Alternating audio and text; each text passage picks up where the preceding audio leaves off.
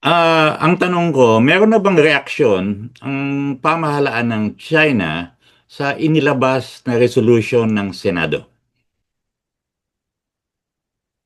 Sige, so base sa pinakahuling balita, tinalakan na ng Senado ng Pilipinas ang isang resolusyon na kumukondena sa mga paninita ng Chinese Embassy laban sa ilang opisyal ng gobyerno, lalo na sa issue ng West Philippine Sea. Ang gobyerno ng China sa ngayon ay tila nagpapahayag ng pagtuto sa mga hakbang na ito. Ibig sabihin, medyo mainit ang palitan ng mga salita sa pagitan ng dalawang bansa.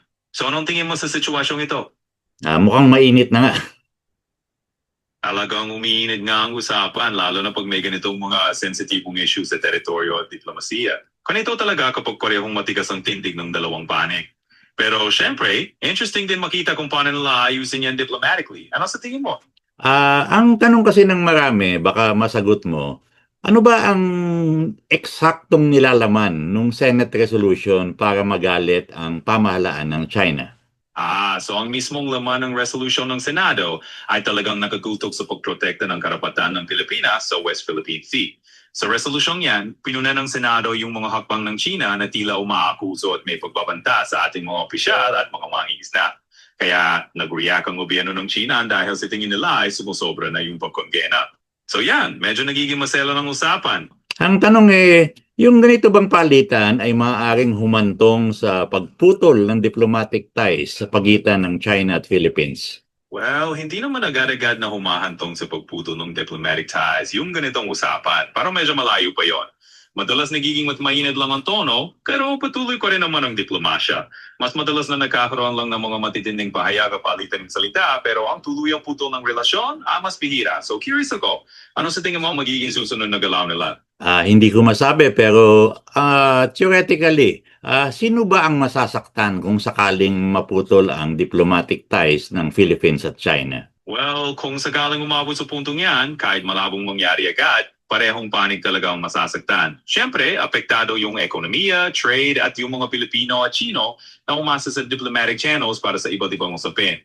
Mga OFW, negosyante, siyempre yung mga ordinaryong tao na konektado sa parehong bansa. Liwanagin muna natin, yung balance of trade ng Philippines at China, sino ba ang mas nakakalamang dyan? Yes, kita. Sa ngayon, masasabing may upper hand ang China pagdating sa balance of trade kasi mas marami tayong inaangkat pala sa kanila kesa in-export natin. So in a way, mas malaki yung economic influence nila sa atin. Pero syempre, parehong may dalang hamon at oportunidad yan. So ano kaya ang tingin mo? Paano kaya gagamitin ng Pilipinas yung sitwasyon ito? Hindi ko yan masabi pero hindi ba mas nakakalamang ang China, mas madami silang kinikita sa Pilipinas kesa ang Pilipinas kinikita mula sa China? Doon pa, medyo ganyan na yung dynamic kong nangyayari. Mas kumikita nga talaga ang China sa atin dahil mas marami silang na-export dito kesa sa naibabalik natin for kanila. So kung isang side lang ang titingnan mo, medyo mas may kalamangan sila. Pero ang tanong talaga, paano natin gagamitin yung book understanding nito para maging strategic yung approach natin? Ito bang ganitong sitwasyon, kung sakasakali lang, ay maaaring humantong sa digmaan? Alam mo, talagang valid ng tanong yan. Pero sa totoo lang, bihira naman talagang humantong sa totoong digmaan ang ganitong klaseng diplomatic tension. Madalas ay umiikot lang yan sa matitinding salita at diplomasya at sinusubukan ng mga bansa na iwasan ang aktual na bagbahan.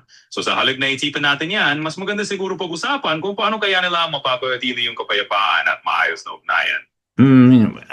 Nakikita mo ba na ang China ay magnanais okupahin ang Pilipinas? Alam mo, historically, medyo malabo yan at hindi naman yan ang immediate na direksyon ng sitwasyon.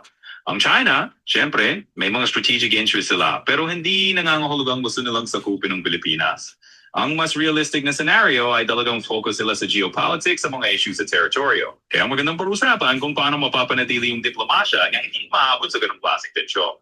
So, ano kaya yung mga hagbang na pwede nating pag-isipan para mapanatili yung balance? Kailan kaya pwedeng magsimulang mangamba ang mga Pilipino na gagamitan ng China ng military force ang Pilipinas? Alam mo, hindi naman kailangan sobrang mag-panic agad ang mga Pilipino.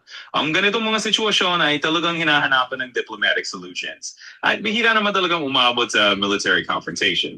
Pero syempre, mahalaga pa rin na maging mapagmasid at maalam sa mga kadam ng gobyerno at international community. So siguro ang mahalagang tanong ay paano tayo mananatiling alerto pero kalmado at ang mga diplomatic channels pa ang pwedeng palakasin. Maraming salamat sa mga paglilinaw. Wala nga naman. Masarap magkapag-usap tungkol sa mga ganitong usapin at mas lalo okay na napag-uusapan natin ito ng kalmado. We'll keep it chill for now. And hey, if there's anything else on your mind down the line, just let me know.